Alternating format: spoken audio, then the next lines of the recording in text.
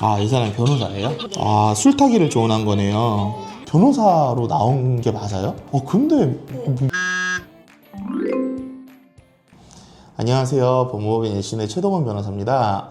연말 연시가 돼서 이제 아무래도 이제 음주운전이 또 다시금 이제 단속 강화되고 있다라는 그런 이야기들이 들려오고 있어요. 실제로 단속이 강화되고 있는 게 저도 이제 체감이 되는데요. 저도 사실 운전을 한 지 꽤 오래됐지만 정말 단속을 당해본 적이 별로 없었는데 얼마 전에 저 2번이나 또 단속이 이제 있더라고요. 물론 제가 이제 음주운전을 하지는 않았지만 확실히 이제 단속이 강화되고 있다라는 거를 좀 체감을 할 수 있었습니다. 주요 관광지나 아니면은 뭐 식당가라든지 이런 데서는 낮에도 이제 단속을 강화하겠다라는 이제 그런 뉴스들도 있어요. 실제로 각 시도 경찰청도 연말 연시를 이제 대비해서 이제 특별 단속을 이제 강화하겠다고 그런 발표들을 잇따라 이제 내놓고 있는 상황입니다. 원래 연말은 이제 집중적으로 단속하고 있던 그런 시기이기도 해요. 그런데 최근에 이제 단속이 강화된 거는 좀 이제 아무래도 최근에 있었던 이슈의 영향도 있는 것 같습니다. 특히 10월에는 음주 사고로 인해서 캐나다 국적자가 이제 사망을 하는 그런 사고가 있었고요. 또 11월에는 이제 일본인 모녀가 이제 관광을 한국에 왔다가 모친은 이제 음주 사고로 사망을 하고 딸도 크게 이제 다치는 이제 그런 사고가 이제 있었어요. 음주운전 사고는 이제 그 자체로도 되게 중한 범죄이기는 하지만 아무래도 최근에 이런 일련의 이슈들도 집중적인 이제 단속이 강화되고 또 이제 앞으로 말씀드릴 처벌이 강화되는 이제 이런 분위기에 어느 정도 영향을 준 것 같다라는 생각도 하고 있습니다.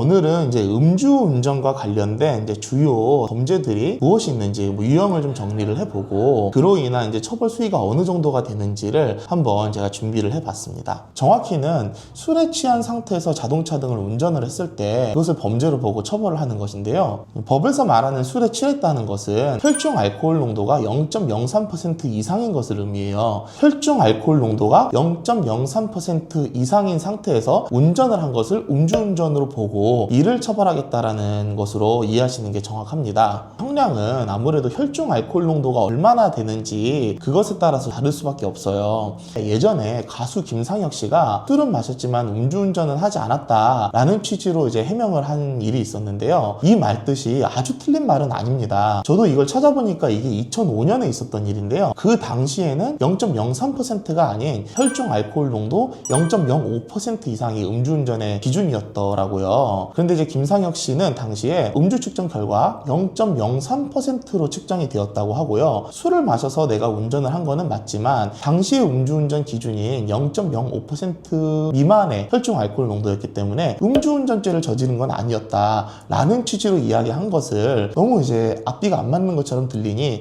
화제가 됐던 것으로 이제 기억을 합니다.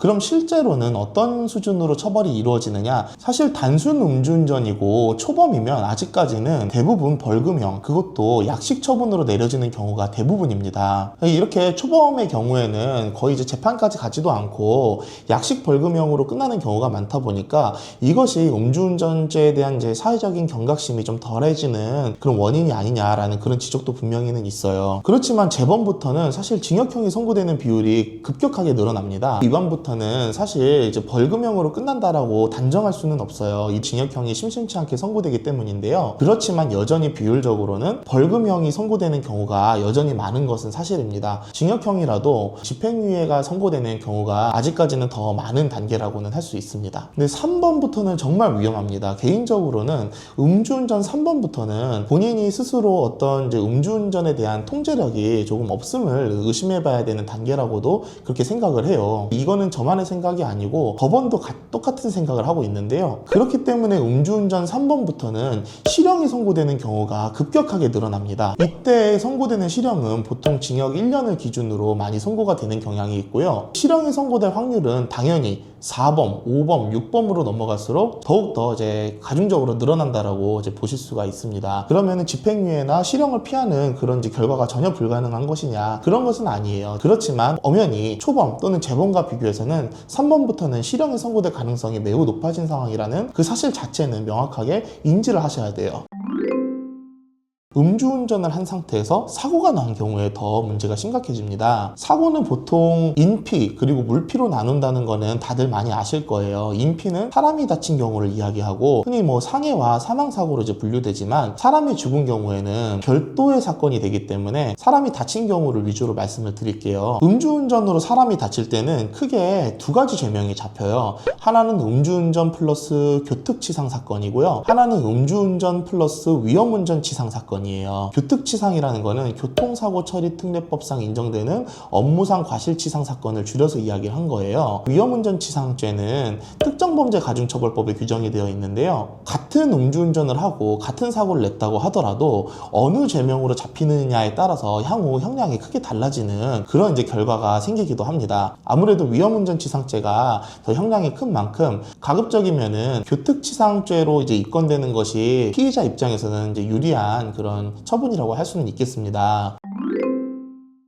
그러면 어떤 경우에 교특치상죄로 입건이 되고 어떤 경우에는 이제 위험운전치상죄로 입건이 되는지를 말씀을 드릴게요. 이거는 법문을 보면 알 수 있어요. 교특치상죄는 운전자가 교통사고로 인하여 업무상 과실치상죄를 저질렀을 때 처벌이 된다라고 규정이 되어 있어요. 반면에 위험운전치상죄 같은 경우에는 음주 또는 약물의 영향으로 정상적인 운전이 곤란한 상태에서 운전을 하여 사람을 상해에 이르게 한 때에 이제 위험운전치상죄가 되어 처벌된다라고 그렇게 규정을 하고 있습니다. 기준은 하나예요. 음주의 영향으로 정상적인 운전이 곤란한 상태였느냐. 음주를 했음에도 불구하고 정상적인 운전이 곤란한 상태까지는 아니었다라고 본다면 교특치상죄로 입건이 될 거예요. 반면에 음주를 했기 때문에 정상적인 운전이 곤란한 상태였다. 그런데도 운전을 하다가 사고가 났다라고 본다면 그때는 위험운전치상죄로 처벌이 됩니다. 그러면 이 구체적인 기준은 어떻게 되느냐. 실무상 혈중 알코올 농도가 0.08%에서 0.1% 사이의 구간에 있다라고 한다면 그 이상으로는 위험운전치상죄로 입건을 하는 것 같고요. 그 이하로는 교특치상죄로 처리가 되는 그런 경향이 있는 것 같습니다. 어느 정도 수준으로 처벌을 받느냐, 그거는 이제 여러 요소들을 종합해서 개별적으로 판단을 하게 됩니다. 가장 중요하게 보는 것은 사람이 다친 정도겠고요. 그 다음에 이제 보는 것이 이제 마신 술의 양, 그리고 운전한 거리, 그리고 사고가 발생한 곳이 인적이 드문 곳이었느냐, 아니면은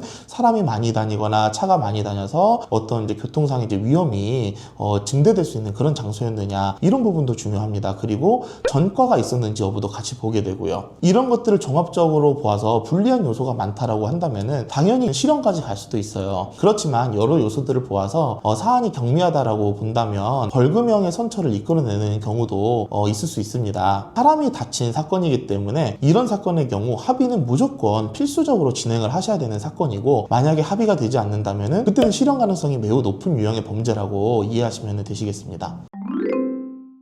우리는 이제 흔히 음주뺑소니라고 이야기를 하지만 음주뺑소니는 정말 다양한 죄명들이 복합적으로 적용되는 그런 유형의 범죄예요. 일단 음주를 했으니 도로교통법상 음주운전죄가 적용이 됩니다. 그리고 사람이 다쳤으니 아까 말씀드린 이제 위험운전치상죄가 적용이 될 것이에요. 사람이 다쳤는데도 보호조치를 취하지 않고 뺑소니를 쳤기 때문에, 즉 도망을 갔기 때문에 특정범죄 가중처벌법상 도주치상죄가 적용이 됩니다. 그리고 물건이 파손됐는데도 불구하고 조치하지 않고 도망을 했기 때문에 사고 후 미조치죄도 같이 적용이 돼요. 그래서 만약에 차 사고가 났는데도 불구하고 아무런 조치도 취하지 않고 도망갔다라고 한다면 음주운전죄, 위험운전치상죄, 특가 도주죄, 그리고 사고 후 미조치죄, 이 네 가지 죄명이 복합적으로 적용이 되는 가장 이제 중대한 범죄라고 할 수가 있습니다. 여기에서 이제 무면허 운전죄까지 추가가 되면은 정말로 이제 종합 세트의 완성인데요. 아무래도 여러 죄명이 복합적으로 이제 들어간 사안인 만큼 사안이 중대하다고 평가될 것이고, 결국 최종적으로는 이제 실형이 선고되는 경우도 많은 유형의 범죄입니다. 그리고 수사 단계에서 진행하기에 따라서는 구속 수사로 진행될 가능성도 높은 유형의 범죄에 속해요. 뺑소니라는 거는 이제 사고를 내고도 필요한 구호 조치를 취하지 아니하였을 때 성립하는 범죄라고 말씀을 드렸는데요. 그럼 여기서 필요한 조치란 무엇이냐? 법에서는 이제 크게 두 가지를 요구하고 있습니다. 하나는 사상자를 구호하는 등의 조치를 이야기를 하고요. 다른 하나는 피해자에게 인적사항, 성명, 전화번호 이런 것들을 제공하는 행위를 이야기를 해요. 그렇기 때문에 사고가 나면은 가장 먼저 전화번호 전화번호를 제공을 하고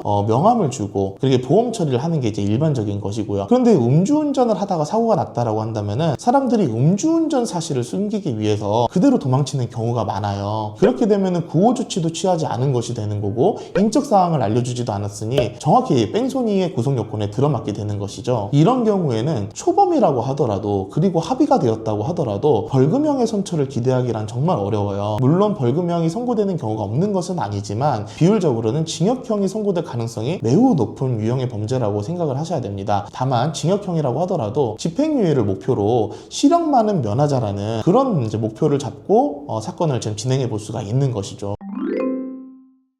이 사람이 변호사예요? 술타기를 조언한 거네요.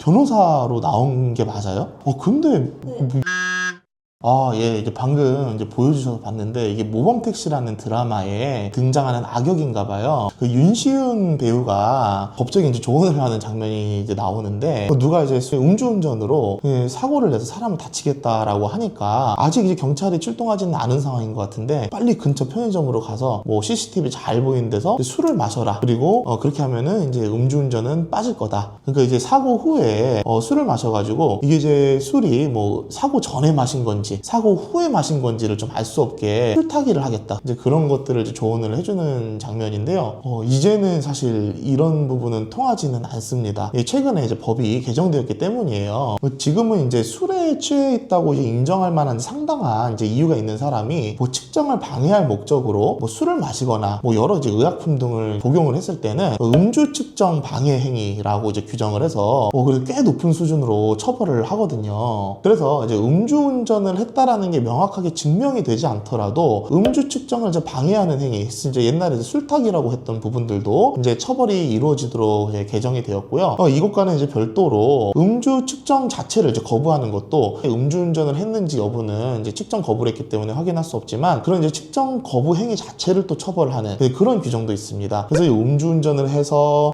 그 자체로 처벌을 받든 음주운전을 한 결과 사고가 나서 처벌을 받든 음주운전을 하고 사고가 났는데도 불구하고 보호 조치를 취하지 않고 도망가서 이제 또 처벌을 받든 이런 경우뿐만이 아니고 음주 사실을 확인하지 못하게 음주 측정을 거부한다라든지 음주 측정을 방해하기 위해서 뭐 술을 추가로 다시 마신다든지 이런 행위들도 다 이제 처벌 대상이기 때문에 사실상 이제 술을 마시고 운전을 했다라고 한다면은 빠져나가야 이제 방법은 이제 없다고 보셔야 됩니다.